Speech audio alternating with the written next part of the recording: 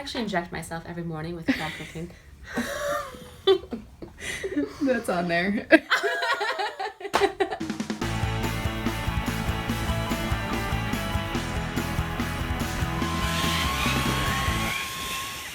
Hey guys, Monica here from the Monica Go Show. I believe in the power of our thoughts, and keeping them positive is essential to being successful. So today I brought on the most positive person I know. You might recognize her from our episode of Cruising Up the Coast, Miss Vanessa Dewing. So, you know what the craziest thing about time travel is? You can bring your coffee. Nice. What up? Cheers. Hey, girl. Thank you for being on the show. Of course. So you are a huge advocate for positive thinking. Now, where does that come from? I started listening to Abraham Hicks and Wayne Dyer like a couple years ago, and I just have been obsessed with this idea that our mind has so much power. Like the things we think really kind of comes into play with our life. And so Wayne Dyer actually said something that really, really struck me, and he said, if we don't know either way how something is going to go, we don't know 100% either way, why are we wasting energy worrying about the negative when it hasn't even happened yet? And I like have done that so many times, girl. I know, That's like, really profound. Yeah, my mother, I love her so much. Like, I think that's where it comes from. I love you, Mom, so much, but let's be real. And love her. But I just, so I'm obsessed. I love to feel good. And so I think it just starts with your thoughts and just really trying to find like the little smidgest thing of positivity can really, oh my God, you guys go like the longest way. So the positivity didn't start like as a kid. It's something you discovered kind of later in life. I've always been, again, I think like just growing up, I've always was around someone that was just more realistic and more just worryful and negative. So I always tried to be someone that was like, to not be like that and try to really find the positive.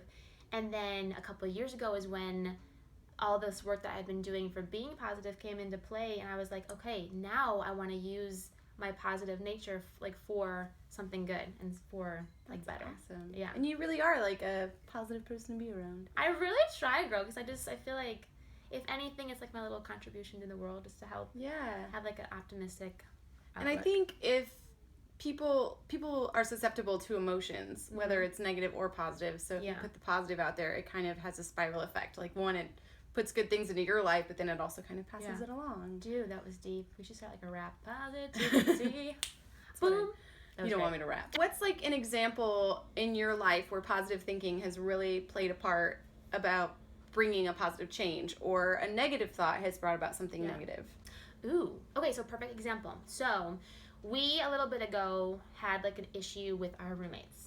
And so I know like in LA it can be crazy. Like you're like, oh my gosh, what's going to happen? Like you need to find someone to fill that rent because otherwise you screwed. But, right? So we were nervous. And so my one roommate gets like a little more worried. So I'm like, you know what, girl? No. Let's think how can, like, I try to think what could be the best situation out of this. And so you put out there, just find a little smidge of something. And so I started thinking, okay, so what characteristics do I like in a roommate? I like someone who's sweet, who like pays her rent, who's like good with stuff. So we started listing and like writing down all the things that would make us feel good. And then like legit, we kind of just put it out there and just kind of focused on the things that we would love. And I swear that this is so weird. I swear to God, we got everything we wanted and more on Craigslist. And the funny thing is like you can't sit here and be like, okay, I want this and here's the things I want, but like where's it going to come from, and then start doing that fear and like doubt and like negativity. You have to just like, I've been working on trust, just like knowing it's going to be okay, it's going to work out. And so literally we had a feeling, we went on Craigslist and like Craigslist and we found like, I love her, like we love her, we love you. Yeah, that's awesome.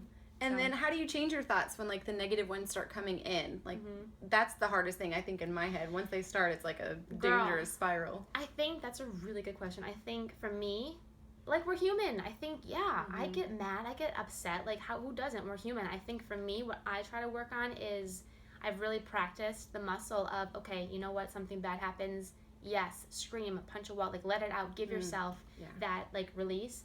But what I do is I'm like, you know what, Vanessa, okay, if it's something really big, no more than half a day. Like if it's something really, really big. If it's something like, so I give myself a limit, like, okay, you know what, you can feel bad about this for the next minute, get it out, and then you start finding something positive about it. That's a really good way to do it. Yeah, thanks. Awesome. So one of the things that I find myself struggling with staying positive is you don't want to like set your expectations too high because what if I'm disappointed? So how do you keep that, like, I know that this is going to happen, I know that this is going to come, and not also feel like, but I don't want to get my hopes up too high in case it doesn't? Yeah, that's a really good question too. I think, so I've been practicing, a really good coach gave me the phrase, all of this or something even better. So I think that's, for me, that's been really helpful. And again, just practicing just the trust, you know? I love that. Yeah, so everyone use that, and she's amazing. Love her. I can give you like the information if you want. What's her She's name? awesome. Patricia Barnett is an amazing life Okay. coach. She's really good. But so, like what you said, yeah, because we have those fears, and again, all that fear is your mom or a friend that had planted that before, and like, or yourself, which is like your biggest thing. Like I know I need to definitely work on that, like for me.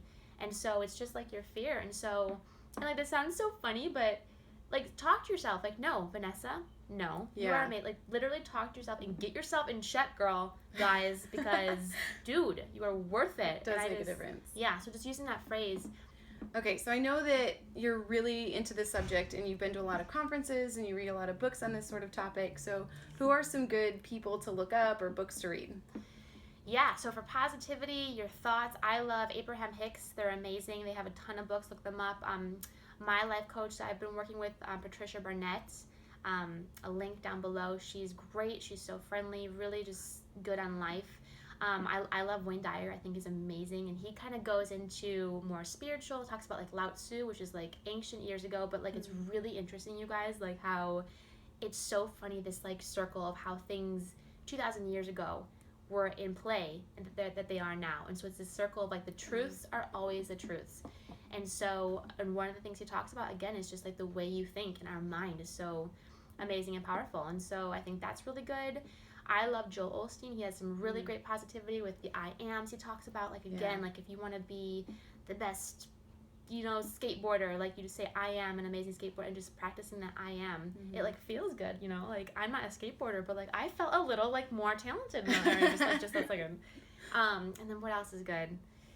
Yeah, just there's some really great books on positivity, and just finding, I think, what meshes with you. Like look into research, like some books that feel good.